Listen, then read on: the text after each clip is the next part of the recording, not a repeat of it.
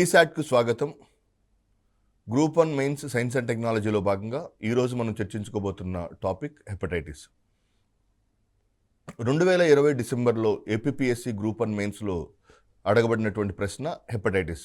So ఈ సందర్భంగా hepatitis మనకి ఎగ్జామినేషన్ పాయింట్ ఆఫ్ వ్యూలో ది మోస్ట్ ఎక్స్పెక్టెడ్ ఏరియా.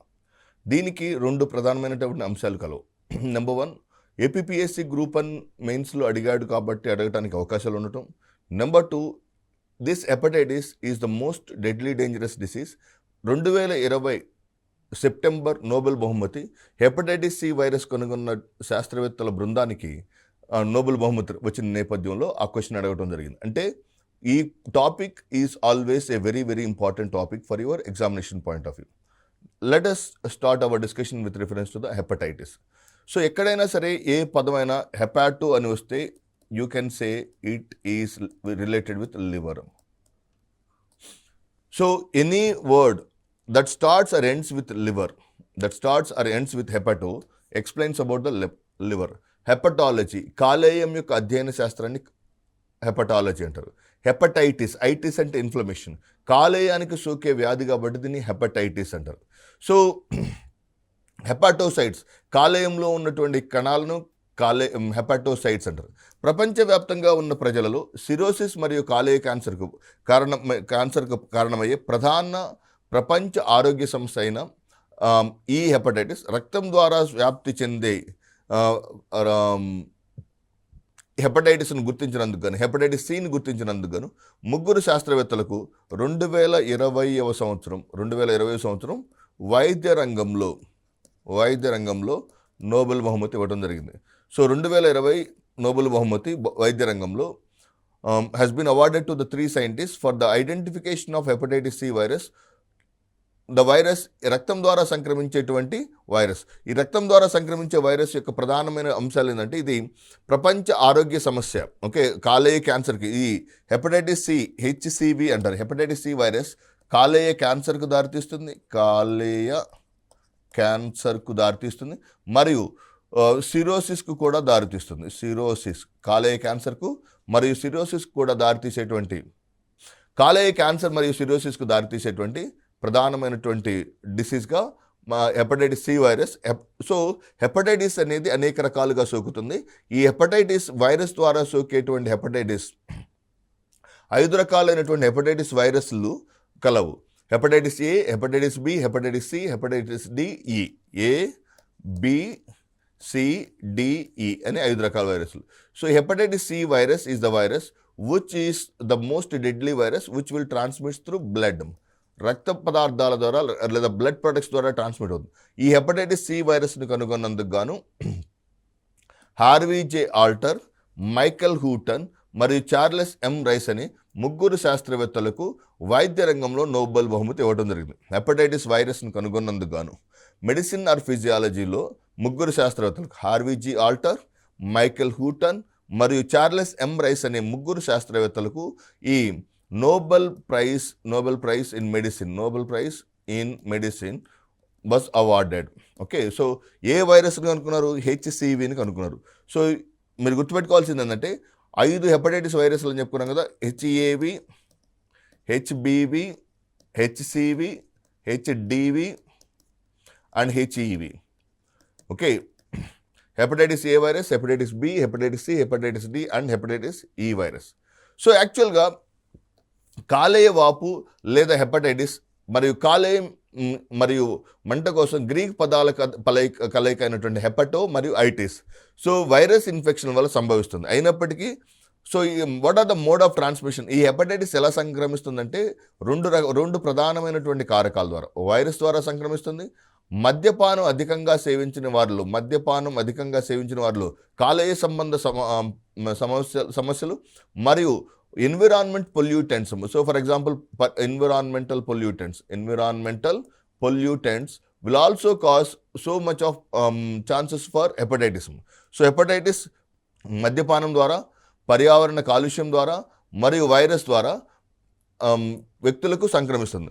1940లలో అటు హెపటైటిస్లో 2 ప్రధానమైన రకాలు ఉన్నాయని గుర్తించడం జరిగింది. సో అంటే హెపటైటిస్ ఏని గుర్తించారు, హెపటైటిస్ బిని గుర్తించారు. సో గుర్తించబడినటువంటి వైరస్ అంటే హెపటైటిస్ సి. సో ఆ హెపటైటిస్ సి వైరస్ను కనుగొన్నందుకు గాను వీళ్లకు Harvey G Alter, Michael Houghton మరియు చార్లెస్ ఎం రైస్. సో మీరు గుర్తుపెట్టుకోవాల్సింది ఏంటంటే వీళ్ళు దానికి ఎటువంటి వైద్యపరమైనటువంటి వ్యాధిని కానీ వ్యాక్సినేషన్ కానీ లేకపోతే ట్రీట్మెంట్ని కానీ కనుగొనలేదు. ఓన్లీ హెపటైటిస్ సి వైరస్ను కనుగొన్నందుకు మాత్రమే వీళ్లకు Harvey G Alter, Michael Houghton మరియు చార్లెస్ ఎం రైస్ అనే ముగ్గురు శాస్త్రవేత్తలకు వైద్య రంగంలో నోబెల్ బహుమతి 2020లో ఇచ్చారు. యాక్చువల్గా ఇది ఉన్నటువంటి 5 వైరస్లలో అత్యంత ప్రాణాంతకమైన వైరస్గా మనం హెపటైటిస్ సి వైరస్ చెప్పవచ్చు. అందువల్ల ఇటువంటి ప్రాణాంతకమైన వైరస్ను కనుగొన్నందుకు గాను చార్లెస్ రైస్, మైకెల్ హూటన్ మరియు హార్వీ జే ఆల్టర్ అనే ముగ్గురు శాస్త్రవేత్తలకు ఇవ్వడం జరిగిందన్నమాట. సో 5 రకాలైనటువంటి వైరస్లు ఉన్నాయి కదా, hepatitis A, so hepatitis B, so hepatitis C, D E. So hepatitis A అనే పిలువబడేది మొట్టమొదటిసారిగా కనుగొనబడినటువంటి వైరస్ కాబట్టి దానికి హెపటైటిస్ ఏ అని పేరు పెట్టడం జరిగింది.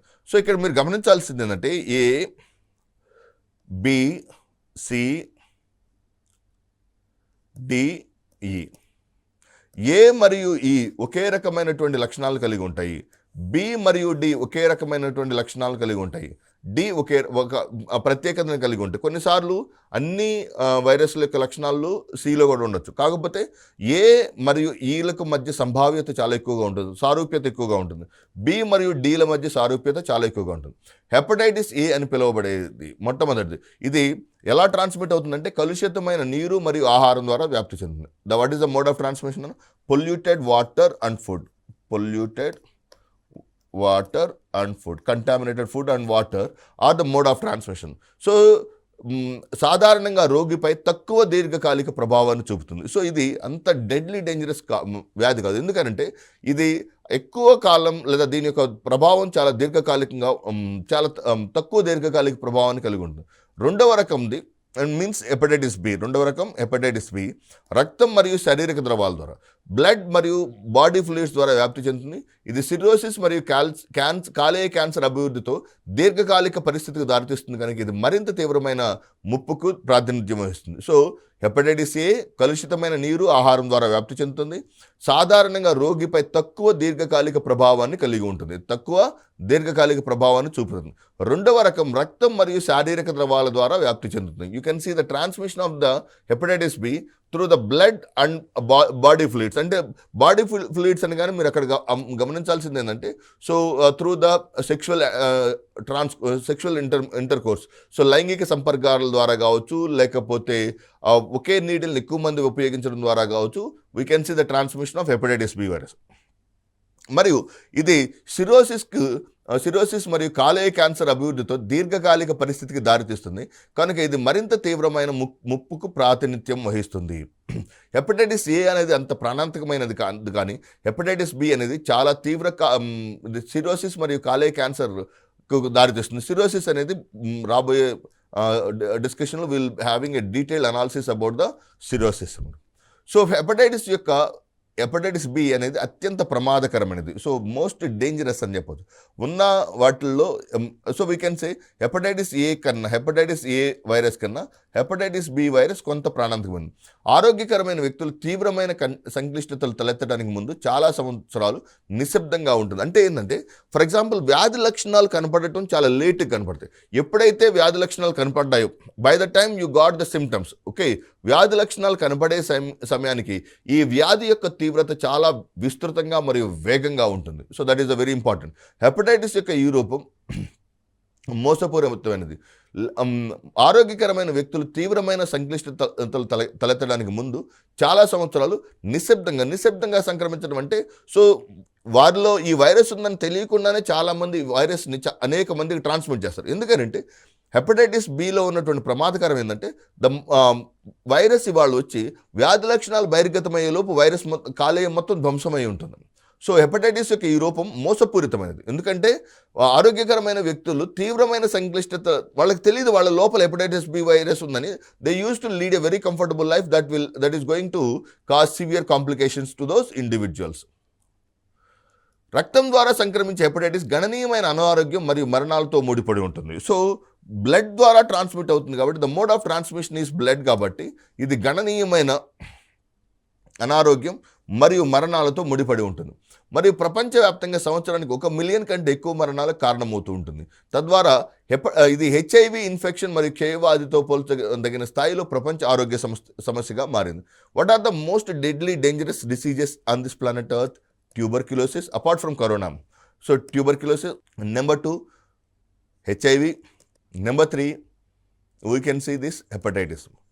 సో దాదాపుగా 1 మిలియన్ కన్నా, అంటే దాదాపుగా 10 లక్షల కన్నా ఎక్కువ మంది మరణాలకు కారణమవుతున్నటువంటి వ్యాధి అంటే హెపటైటిస్గా చెప్పవచ్చు. సో ఇది టీబీ, హెచ్ఐవి యొక్క తీవ్రతతో పోల్చదగినటువంటి వ్యాధి అనమాట. సో ఇక్కడ మీరు గమనించవచ్చు. So these are the 3 viruses: hepatitis A virus, hepatitis B virus, hepatitis C virus and blood transmission. So మీరు బి మరియు సిల యొక్క సాంక్రమణ విధానం ఎలా ఉంటుందంటే రక్త మార్పిడి ద్వారా ఉంటుంది. హెపటైటిస్ ఏ యొక్క సాంక్రమణ విధానం ఎలా ఉంటుందంటే mode of transmission is through contaminated food and water. కలుషితమైన నీరు మరియు ఆహారం ద్వారా సంక్రమిస్తుంది. హెల్దీ లివర్, ఇలా ఒక హెల్దీ లివర్ ఉంటుంది. So the shape of the hepatitis B virus. Okay, hepatitis virus. So ఇలా మీరు నాన్ వెజిటేరియన్స్ అయితే మీరు లివర్ యొక్క కలర్ని చూడొచ్చు అనమాట. సో ఇక్కడ నుంచి క్రానిక్ హెపటైటిస్ సంక్రమిస్తుంది. క్రానిక్ అంటే దీర్ఘకాలికంగా సంక్రమించే హెపటైటిస్. సో హెల్దీ లివర్ ఇలా ఉంటుంది. ఆ హెల్దీ లివర్ నుంచి క్రానిక్ హెపటైటిస్ ఇలా ఉంటుంది. ఈ క్రానిక్ హెపటైటిస్ యాక్చువల్గా కాపర్ ఉండటం వల్ల లివర్ ఆ బ్రౌన్ కలర్లోకి వస్తుంది. సో దీర్ఘకాలికంగా హెపటైటిస్ ఉండటం వల్ల అది ఇలా సిరోసిస్గా రూపాంతరం చెందుతుంది. It may transform into cirrhosis. So కొన్ని సందర్భాలు 10 నుంచి 30 సంవత్సరాల కాలం గడిచిన తర్వాత, 10 నుంచి 30 సంవత్సరాల తర్వాత ఏమవుతుంది, ఇది హెపాటోసెల్యులార్ కార్సినోమాగా రూపాంతరం చెందుతుంది. కార్సినోమా అంటే ఏంటన్నా క్యాన్సర్, కాలేయ సంబంధ క్యాన్సర్గా ఉంటుంది. హెపటైటిస్ బి మరియు సిలు కాలేయ సంబంధ క్యాన్సర్ మరియు సిరోసిస్ అంటే ఫ్యాటీ లివర్ అంట. ఫ్యాటీ లివర్ అంటే ఏంది, లివర్ చాలా మృదువుగాను చాలా స్మూత్గా ఉండవలసిన liver it will be turn into Rocky shape structure అంట. ఒక గట్టిగా రాయి వంటి నిర్మాణంగా మారుతుంది. దాన్ని ఏమన్నారు, సిరోసిస్ అన్నారు.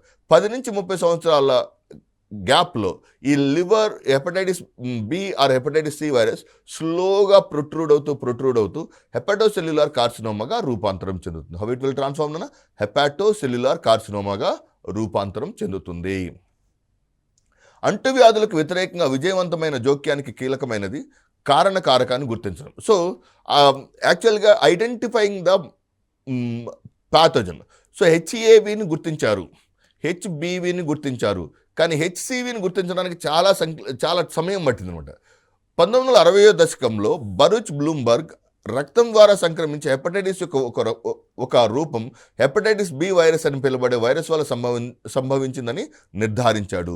బరూచ్ బ్లూంబర్గ్ అనే శాస్త్రవేత్త 1960వ దశకంలో ఈ రక్తం ద్వారా సంక్రమించే, సో వీళ్ళందరూ బ్లడ్ శాంపిల్ కలెక్ట్ చేస్తూ ఆ బ్లడ్లో ఉన్నటువంటి ఆ హెపటైటిస్ బి వైరస్ను గుర్తించడం జరిగింది. సో మరియు ఈ ఆవిష్కరణ రోగ నిర్ధారణ పరీక్షలు మరియు సమర్థవంతమైన వ్యాక్సిన్ అభివృద్ధికి దారితీసింది. సో ఎప్పుడైతే ఒక వ్యక్తి యొక్క రక్తంలో హెచ్బివి ఉందని గుర్తించారో, వన్స్ ద హెచ్బివి వైరస్ని గుర్తించారు, ఆటోమేటిక్గా దాని ద్వారా ఆ వ్యక్తిలో ఉన్నటువంటి హెపటైటిస్ బి వ్యాక్సిన్ని ఎప్పుడైతే దానికి సంబంధించినటువంటి రోగ నిర్ధారణ పరీక్షలు మరియు సమర్థవంతమైన వ్యాక్సిన్ అభివృద్ధికి దారితీసింది. It help to identify the diagnosis. ఎప్పుడైతే వైరస్ గుర్తించారో వైరస్ ద్వారా రోగ నిర్ధారణ పరీక్షలు జరిగినాయి, తద్వారా వైరస్ యొక్క నిర్మాణం అర్థమవుతుంది కాబట్టి వ్యాక్సిన్ యొక్క అభివృద్ధి కూడా దారితీసింది. సో హెపటైటిస్ బి వైరస్ని ఎవరు కనుక్కున్నారు, బరూచ్ బ్లూంబర్గ్ 1960లో కనుక్కున్నాడు. సో ఈ 1960లో బరూచ్ బ్లూంబర్గ్ హెపటైటిస్ బి వైరస్ని కనుగొనడం ద్వారా ఇతనికి 1976వ సంవత్సరంలో వైద్య రంగంలో నోబెల్ బహుమతిని, ఫిజియాలజీ లేదా మెడిసిన్లో నోబెల్ బహుమతిని ఇచ్చారంట. ఈ ఆవిష్కరణకు గాను బ్లూంబర్గ్కు 1976లో ఫిజియాలజీ ఆర్ మెడిసిన్లో నోబెల్ బహుమతి ఇచ్చారు. సో ఏ ఆవిష్కరణ కనుగొనడం, he has identified the virus called as hepatitis B వైరస్ను బరూచ్ బ్లూంబర్గ్ 1976లో కనుగొన్నందుకు గాను ఫిజియాలజీ లేదా మెడిసిన్లో నోబెల్ బహుమతి లభించింది. సో ఈ సమయంలో అతను బరూచ్ బ్లూంబర్గ్ ఎప్పుడైతే హెపటైటిస్ బి వైరస్ కనుగొన్నాడో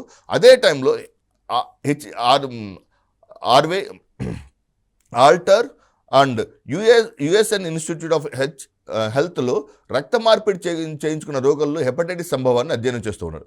సో చాలా బాగా హార్వీ జే ఆల్టర్ ఏం చేసేవాడంటే, సో ఫర్ ఎగ్జాంపుల్ ఒక వ్యక్తి అతను బ్లడ్ బ్యాంక్లో పనిచేస్తూ ఉండేవాడు. బ్లడ్ బ్యాంక్లో పనిచేస్తున్నప్పుడు బ్లడ్ ట్రాన్స్మిట్ చేసేవాడు. జాగ్రత్తగా గమనించండి.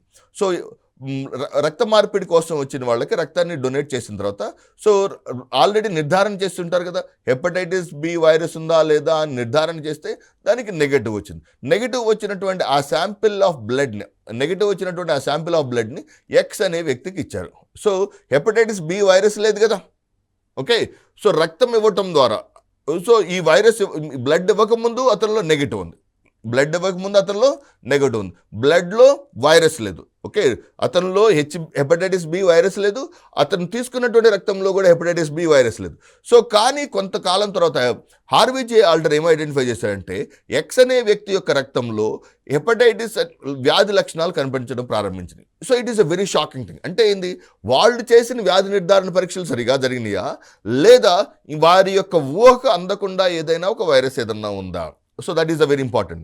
సో హార్వీ జే ఆల్టర్ ఇక్కడ చూడండి, హెల్త్లో రక్త మార్పిడి చేయించుకున్న రోగుల్లో హెపటైటిస్ సంభవాన్ని అధ్యయనం చేస్తూ ఏం చేశాడు అంటే, కొత్తగా కనబడినటువంటి హెపటైటిస్ బి వైరస్ కోసం రక్త పరీక్షలు రక్త మార్పిడి సంబంధిత హెపటైటిస్ కేసుల సంఖ్యను తగ్గించినప్పటికీ హార్వీ జే ఆల్టర్ మరియు సహోద్యోగులు ఆందోళనకరంగా పెద్ద సంఖ్యలో కేసులు ఇంకా ఉన్నాయని నిరూపించారు. సో స్టిల్ కేసెస్ ఉంటుంది. సో తీసుకున్నటువంటి రక్తంలో బ్లడ్ శాంపిల్ లేదు, తీసుకోకముందు వ్యక్తి యొక్క రక్తంలో వైరస్ లేదు, తీసుకున్నటువంటి వ్యక్తి యొక్క బ్లడ్లో వైరస్ లేదు, ఆ వ్యక్తి యొక్క బాడీలో వైరస్ లేదు. ఆ సమయంలో ఏముండాలి, అతని యొక్క బాడీలో వైరస్ ఉండకూడదు. కానీ ఏం చేశారు, ఆటోమేటిక్గా ఎప్పుడైతే ఆ వైరస్ ఎప్పుడైతే ఆ వైరస్ ఆ వ్యక్తిలోకి ఆ వైరస్ ఉంటుందో, సో హెపటైటిస్ ఏకి నెగిటివ్ వచ్చింది. హెపటైటిస్ ఏకి through the diagnosis hepatitis A HAV virus negative వచ్చింది, హెపటైటిస్ బి వైరస్కి నెగిటివ్ వచ్చింది, ఓకే. కానీ వారిలో హెపటైటిస్ వ్యాధి లక్షణాలు కనపడుతున్నాయి. అది ఆందోళనకరమైన అంశమే కదా. దట్ ఈస్ వాట్, కొత్తగా కనబడినటువంటి హెపటైటిస్ బి వైరస్ కోసం రక్త పరీక్షలు రక్త మార్పిడి సంబంధిత హెపటైటిస్ కేసుల సంఖ్య తగ్గించినప్పటికీ హార్వీ జే ఆల్టర్ మరియు సహోద్యోగులు ఆందోళనకరంగా పెద్ద సంఖ్యలో కేసులు మిగిలి ఉన్నాయని నిరూపించారు. దే హావ్ ప్రూవ్డ్ కొన్ని కేసులు ఆల్రెడీ మిగిలి ఉన్నాయని నిరూపించడం జరిగింది. సో అసలు హెపటైటిస్ సంబంధించిన అంశాన్ని మనం జాగ్రత్తగా గమనిస్తే ద మోడ్ ఆఫ్ ట్రాన్స్మిషన్ ఎలా జరుగుతుందో ఒకసారి డయాగ్రమాటిక్ రిప్రజెంటేషన్ అని చెప్తాను, జాగ్రత్తగా వినండి.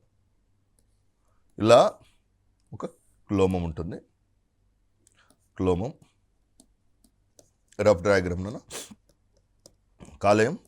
సో ఇది గాల్ బ్లాడర్, దిస్ ఈస్ ఆంత్రమూలం లేదా డ్యూయోడినం అంటారు, ఆంత్రమూలం. సో ఇక్కడ ప్రాబ్లం ఏమవుతుందంటే, ఎప్పుడైతే డ్యూయోడినం నుంచి ఇక్కడ నుంచి లివర్ నుంచి ఏమవుతుంది, బయలు జ్యూస్ వచ్చి జాయిన్ అవ్వాలి, ఓకే. కాలేయం నుంచి వచ్చినటువంటి పైత్యరసం ఆంత్రమూలంలోకి వచ్చి క్రొవ్వులను జీర్ణం చేయడానికి దోహదం చేయాలి. కానీ ఈ ప్రాంతంలో అబ్స్ట్రక్షన్స్ ఏర్పడతాయి. ఈ ప్రాంతంలో ఏమవుతుందన్నా వైరస్ యొక్క ఇన్ఫెక్షన్ జరుగుతుంది. సో అది వైరస్ ద్వారా కావచ్చు, మద్యపానం ద్వారా కావచ్చు, ఇక్కడ ఒక కంప్లీట్గా కాకపోయినా కొంత మేరకైనా కొంత బ్లాకేజ్ వస్తుంది అనమాట. సో ఎప్పుడైతే బ్లాకేజ్ వస్తుందో ఆటోమేటిక్గా అక్కడి నుంచి పైత్యరసం ముందుకు వెళ్ళదు, ఓకే, బయల్ జ్యూస్ ముందుకు వెళ్ళదు. సో ఇది main diagrammatic representation of the hepatitis. So ఇక్కడ అది వైరస్ ద్వారా సోకితే దాన్ని వైరల్ హెపటైటిస్ అంటాం. సో ఆల్కహాల్ ద్వారా సోకొచ్చు, లేకపోతే కొన్ని విష పదార్థాలను ఎక్స్పోజ్ అవటం ద్వారా సోకవచ్చు. So the reasons may be of different. So ఇలా ఉంటుంది. సో ఈ సమయంలో హెపటైటిస్కి సంబంధించిన సమస్య. సో ఈ సమయంలో హెపటైటిస్ ఏ వైరస్ సంక్రమణ కోసం పరీక్షలు కూడా అభివృద్ధి చేయబడ్డాయి. సో హెచ్ఏవి వ్యాధి నిర్ధారణ జరిగింది, ఓకే. హెచ్బివి వ్యాధి నిర్ధారణ జరిగింది, ఓకే. హెపటైటిస్ ఏవికి నెగిటివ్ వచ్చింది, హెపటైటిస్ బివికి నెగిటివ్ వచ్చింది. సో కానీ వ్యాధి లక్షణాలు కనబడుతున్నాయి. I hope you understand. ఈ సమయంలో హెపటైటిస్ ఏ వైరస్ సంక్రమణ కోసం పరీక్షలు కూడా అభివృద్ధి చేయబడ్డాయి మరియు ఈ వివరించలేని కేసులకు హెపటైటిస్ ఏ కారణం కాదని స్పష్టమైంది. అన్ఎక్స్ప్లెయిన్డ్ కేసెస్ కోసం హెపటైటిస్ బి నెగిటివ్ వస్తుంది, ఏ నెగిటివ్ వస్తుంది. అంటే అక్కడ ఏదో ఒక హిడెన్ ఇంపార్టెంట్ ఫ్యాక్టర్ ఉండుండొచ్చు అని హార్వీ ఆల్టర్ తన టీంతో కలిసి అనేక రకాలైనటువంటి ప్రయోగాలు చేయటం మొదలుపెట్టాడు. రక్త మార్పిడులు పొందిన వారిలో గణనీయమైన సంఖ్యలో తెలియని అంటువ్యాధి కారకం కారణంగా దీర్ఘకాలికంగా హెపటైటిస్ అభివృద్ధి చెందడం ఆందోళన కలిగించే అంశంగా ఉండొచ్చు. అంటే ఏం చేశారు, సో వారిలో దీర్ఘకాలికంగా ఉంటున్నటువంటి హెపటైటిస్ కనపడుతుంది. సో దీర్ఘకాలికంగా ఉన్నటువంటి హెపటైటిస్ అంటే what you say about that? So అక్కడ వారిలో చాలా తీవ్రమైనటువంటి వ్యాధి లక్షణాలు కనిపిస్తూ వచ్చినాయి. ఓకే, అంటే ఎక్కువ కాలం క్రానిక్ అంటే ఒక 10 సంవత్సరాల తర్వాత వ్యాధి లక్షణాలు, 10 సంవత్సరాల నుంచి వైరస్ పెరుగుతూ ఉంటుంది. సో అటువంటి సందర్భాల్లో ఉన్న వాటిని ఏమంటారు, క్రానిక్. దీర్ఘకాలిక హెపటైటిస్ అభివృద్ధి చెందడం ఆందోళన కలిగించే అంశం. హార్వీ ఆల్టర్ మరియు అతని సహోద్యోగులు ఈ హెపటైటిస్ రోగుల నుంచి వచ్చిన రక్తం చింపాంజీలకు వ్యాప్తి చేయగలదని నిరూపించి ఇది మానవులతో పాటు ఇది సున్నితమైన అతిథేయిగా పనిచేస్తుంది అని చెప్పారు. అంటే సో అక్కడ ఏదో ఒక తెలియని ఇంకొక వైరస్ ఉంది. ఓకే, అది హెపటైటిస్ ఏవి కాదు, హెపటైటిస్ బివి కాదు, it may be hepatitis C virus. So ఈ hepatitis C virus, this is going to be a very deadly virus. ఇది చాలా ప్రాణాంతకమైన వైరస్, దీర్ఘకాలికంగా అనేక రకాలైనటువంటి దుష్ప్రభావాలను చూపుతున్న వైరస్. ఈ వైరస్కి సంబంధించినటువంటి లక్షణాలు, దీన్ని వ్యాధి నిర్ధారణ కోసం హార్వీ ఆల్టర్ మరియు అతని యొక్క బృందం అనేక సంవత్సరాలు కృషి చేస్తూ they finally identified the hepatitis C virus. తరువాత అధ్యయనాలు కూడా తెలియని అంటువ్యాధి కారకానికి వైరస్ యొక్క లక్షణాలు ఉన్నాయని నిరూపించాయి. హార్వీ ఆల్టర్ యొక్క క్రమబద్ధమైన పరిశోధనలు ఈ విధంగా దీర్ఘకాలిక వైరస్ హెపటైటిస్ యొక్క కొత్త విలక్షణ రూపాన్ని నిర్వచించాయి, which is nothing but HCV. తరువాత కాలంలో జరిగినటువంటి అధ్యయనాలు కూడా తెలియని అంటువ్యాధి కారకానికి వైరస్ యొక్క లక్షణాలు ఉన్నాయని నిరూపించారు. హార్వీ ఆల్టర్ యొక్క క్రమబద్ధమైన పరిశోధనలు ఈ విధంగా దీర్ఘకాలిక వైరల్ హెపటైటిస్ యొక్క కొత్త విలక్షణమైన రూపాన్ని నిర్వచించాయి. ఓకే, సో ఇలా కొంతకాలం ఏం చేశారంటే, సో అది నాన్ బి హెపటైటిస్గా ప్రత్యేక పొందింది. సో అది హెపటైటిస్ అని గుర్తించారు, దట్ ఈస్ హెపటైటిస్. కానీ అది నాన్ ఏ హెపటైటిస్ అంటే ఏంది? సో అది it is not exhibiting the symptoms of hepatitis A virus and it is non B hepatitis. So non A hepatitis and non బిగా కొంతకాలం దాన్ని ఒక సి వైరస్ అని గుర్తించలేదు కాబట్టి దాన్ని ఏమంటూ ప్రస్తావించామంటే నాన్ బి హెపటైటిస్గా ప్రసిద్ధి చెందింది.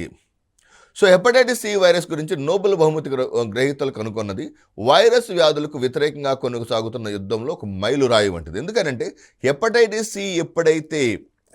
సి గుర్తించడం జరిగిందో ఆటోమేటిక్గా దానికి సంబంధించినటువంటి, మనం ఇంట్రడక్షన్లో చెప్పుకున్నాం, దానికి సంబంధించిన వ్యాధి నిర్ధారణ పరీక్షలు వచ్చినాయి, దానికి సంబంధించినటువంటి వ్యాక్సిన్ల అభివృద్ధి జరుగుతుంది. ఎప్పుడైతే ఒక వైరస్ కనుక్కుంటావో సో 2 ఇంపార్టెంట్ పారామీటర్స్ వస్తుంది. సో దాని ద్వారా వచ్చేటువంటి వ్యాధి నిర్ధారణ గుర్తించుకోవచ్చు, దాని ద్వారా జరిగేటువంటి చికిత్స విధానాలని వ్యాక్సినేషన్ అభివృద్ధి చేయొచ్చు. For example,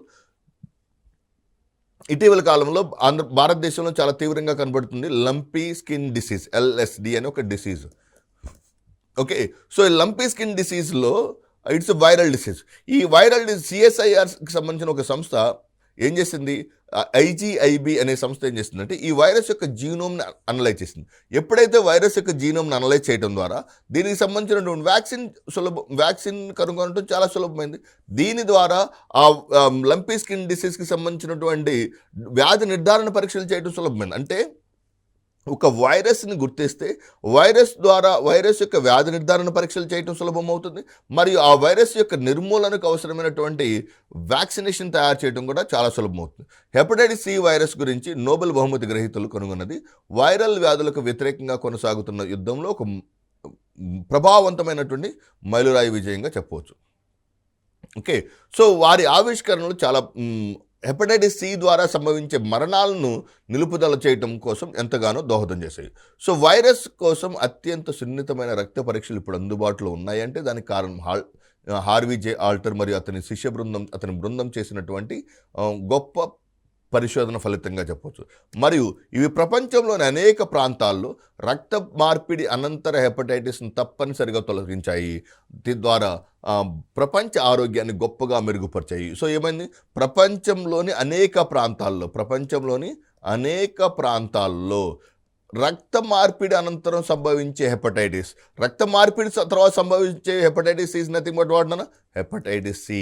okay, hepatitis C వైరస్ను తొలగించాయి. సో ఇది ప్రపంచ ఆరోగ్యాన్ని గొప్పగా మెరుగుపరిచింది. It has modified the global health scenario. వారి ఆవిష్కరణకు హార్వీ జే ఆల్టర్ యొక్క ఆవిష్కరణకు ధన్యవాదాలు చెప్పవచ్చు. నెక్స్ట్, వారి ఆవిష్కరణ హెపటైటిస్ సికి ఉద్దేశించిన యాంటీవైరల్ ఔషధాల వేగవంతమైన అభివృద్ధికి కూడా అనుమతించింది. ఎప్పుడైతే వైరస్ని కనుగొన్నామో ఆ వైరస్ని కంట్రోల్ చేసేటువంటి యాంటీవైరల్ ఔషధాల అభివృద్ధి కూడా సాధ్యపడింది. చరిత్రలో మొట్టమొదటిసారిగా ఈ వ్యాధిని ఇప్పుడు నయం చేయవచ్చని వారి యొక్క ఆవిష్కరణల ద్వారా అర్థమై తద్వారా ప్రపంచవ్యాప్తంగా హెపటైటిస్ సి వైరస్ను పూర్తి స్థాయిలో మనం నిర్మూలించుకుంటూ వచ్చాము. ఇది ప్రపంచ జనాభా నుండి హెపటైటిస్ సి వైరస్ను నిర్మూలించాలనే ఆశలను పెంచింది.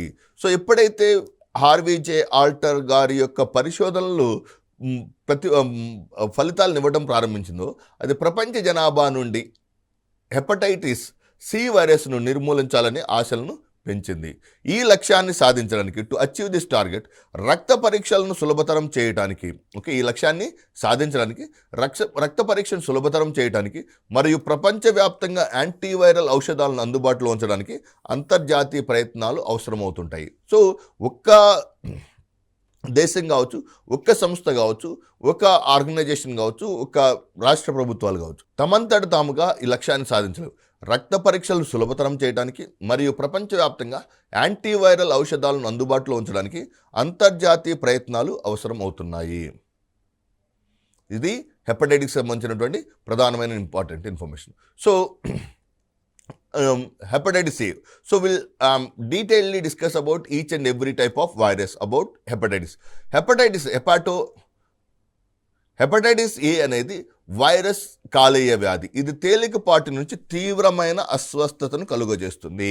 హెపటైటిస్ ఏ అనేది ఒక వైరస్. మనం చెప్పుకున్నాం కదా, మొత్తం 5 రకాలైనటువంటి వైరస్లు ఉన్నాయి, ABCDE. హెపటైటిస్ ఏ మరియు ఈ ఒక రకమైనటువంటి లక్షణాలు కలిగి ఉంటాయి. హెపటైటిస్ బి మరియు డి ఒక రకమైనటువంటి ప్రత్యేకంగా ఏ వైరస్ అని చెప్పొచ్చు అంటే hepatitis C virus. Hepatitis A అనేది ఒక వైరస్ కాలేయ వ్యాధి. ఇది తేలికపాటి నుండి తీవ్రమైన అస్వస్థతను కలుగజేస్తుంది. కలుషితమైన ఆహారం మరియు నీటిని తీసుకోవడం ద్వారా ఒక అంటువ్యాధి వ్యక్తితో నేరుగా తాకడం ద్వారా హెపటైటిస్ వైరస్ వ్యాప్తి చెందుతుంది. సో మీరు గుర్తుపెట్టుకోవాల్సిన వెరీ ఇంపార్టెంట్ థింగ్ అంటే, మై డియర్ ఫ్రెండ్స్, వైరస్ల గురించి మీరు ఆన్సర్లు రాసేటప్పుడు, ఏదైనా వ్యాధుల గురించి మీరు ఆన్సర్లు రాసేటప్పుడు మీరు గుర్తుపెట్టుకోవాల్సినటువంటి మోస్ట్ ఇంపార్టెంట్ థింగ్ ఏంటంటే, ఈ వైరస్ యొక్క ఆ వ్యాధి యొక్క mode of transmission is extremely important. Please keep it in mind. ఏదైనా ఒక వ్యాధి చెప్పేటప్పుడు ఆ వ్యాధిలో మనం చాలా సులభంగా ఉండేది అనుకునే టాపిక్ ఏంటంటే mode of transmission, but it is the toughest part. So ఎందుకంటే ఇదనే కాదు, మీరు లంపీ స్కిన్ డిసీజ్ కావచ్చు, టొమాటో ఫ్లూ కావచ్చు, ఈ డిసీజెస్లో ఆ mode of transmission is the most important crucial factor. Hepatitis A అనేది ఒక వైరల్ కాలేయ వ్యాధి. ఇది తేలికపాటి నుండి తీవ్రమైన అస్వస్థతను కలుగజేస్తుంది.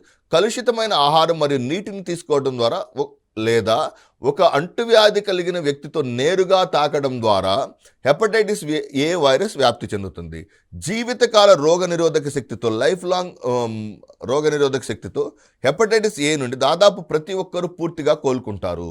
ఏదేమైనా హెపటైటిస్ ఏ సోకిన చాలా తక్కువ మంది ప్రజలు ఫుల్మినెంట్ హెపటైటిస్ నుంచి మరణించవచ్చు. చాలా తక్కువ మంది, అంటే లెస్ దాన్ 1 to 10% వాళ్ళు మాత్రమే హెపటైటిస్ ఏ సోకిన ద్వారా మరణిస్తారు. కానీ హెపటైటిస్ ఏ అనేది దాదాపుగా ప్రతి ఒక్కరూ పూర్తిగా కోలుకుంటారు హెపటైటిస్ ఏ వైరస్ ద్వారా. సో దీన్ని ఏమంటారు? హెపటైటిస్ ఏ వైరస్ అంటారు. ఇది ఒక వైరస్ సమూహానికి చెందిన వ్యాధి. ఏ భాగానికి సోకుతుంది? కాలేయ భాగానికి సోకుతుంది. ఇది తేలికపాటి నుండి తీవ్రమైన అస్వస్థతను కలుగజేస్తుంది. కలుషితమైన ఆహారం మరియు నీటిని తీసుకోవడం ద్వారా లేదా ఒక అంటువ్యాధి వ్యక్తితో నేరుగా తాకడం ద్వారా హెపటైటిస్ ఏ వైరస్ వ్యాప్తి చెందుతుంది. జీవితకాల రోగ నిరోధక, సో ఫర్ ఎగ్జాంపుల్ ఇక్కడ మోస్ట్ సర్ప్రైజింగ్ థింగ్ ఏంటంటే హెపటైటిస్ ఏవి వచ్చిన వ్యక్తికి అతనిలో రోగనిరోధక శక్తి బాగా అభివృద్ధి చెంది భవిష్యత్తులో హెచ్ఏవి రాకుండా అతని శరీరాన్ని కాపాడుకోవచ్చు. అతనిలో హెపటైటిస్ ఏవిని పూర్తి స్థాయిలో కాపాడవచ్చు. జీవితకాల రోగనిరోధక శక్తితో హెపటైటిస్ ఏ నుండి దాదాపు ప్రతి ఒక్కరూ పూర్తిగా కోలుకుంటారు. కాలేయ వ్యాధి, వైరస్ సోకని మరియు టీకాలు వేయని వ్యక్తి సోకిన వ్యక్తి యొక్క మలంతో కలుషితమైన, so mode of transmission is oral fecal route అంటారు. That is called as what అన్నారు, oral fecal route. Okay, hepatitis A virus వలన కలిగే వ్యాధి, వైరస్ సోకని వ్యక్తి లేదా టీకాలు వేయని వ్యక్తి యొక్క మలంతో కలుషితమైనటువంటి నీటిని తీసుకున్నప్పుడు వైరస్ ప్రధానంగా వ్యాప్తి చెందుతుంది.